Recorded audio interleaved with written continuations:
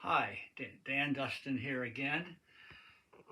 We just took down our Christmas tree today, and I've been intending to demonstrate my magnificent genius uh, improved uh, Christmas tree stand, and I want to do it before I put it away, so we're going to do it now. Uh, I live precisely halfway between the dump and the flea market. So I've got access to lots of Christmas tree stands.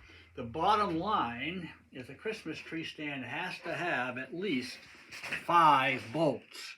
The 4 bolters just don't work at all. Now, the 5 bolters are all these plastic ones, and as you can see, there's nuts inside, so the mechanics are steel. Sooner or later, the plastic breaks, so they don't last forever. But as I say, the dump provides 2 or 3 a year, so it's not so much of a problem. Step one is find a liner that fits. And my definition of liner is tin can.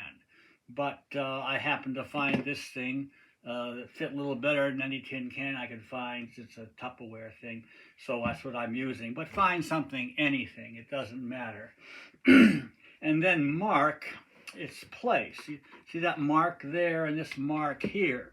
So you mark a place, and then you start to wiggle it around because all your Christmas tree stands have some kind of bumpy, pokey things in the bottom, which are supposed to hold the bottom of the tree from moving. They don't work. None of them work. But so this is how this works. This one does work. What you do is wiggle it around and drill holes in it until it fits. So it fits the bumpies pretty well, see? Then mark where the bolts go through and drill holes for all 5 individual bolts. So the bolts go through the sides of your tin can.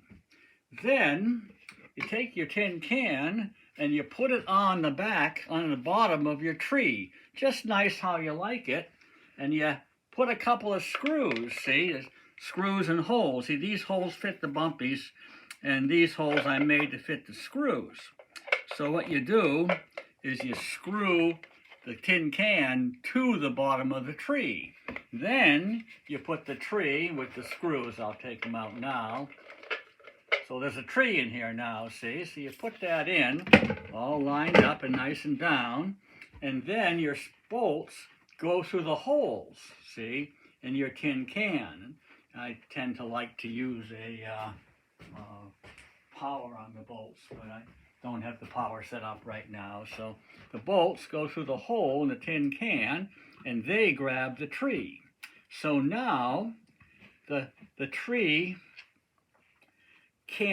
the bottom of the tree can't move because the tin can fills the entire space down inside, and the tin can obviously leaks.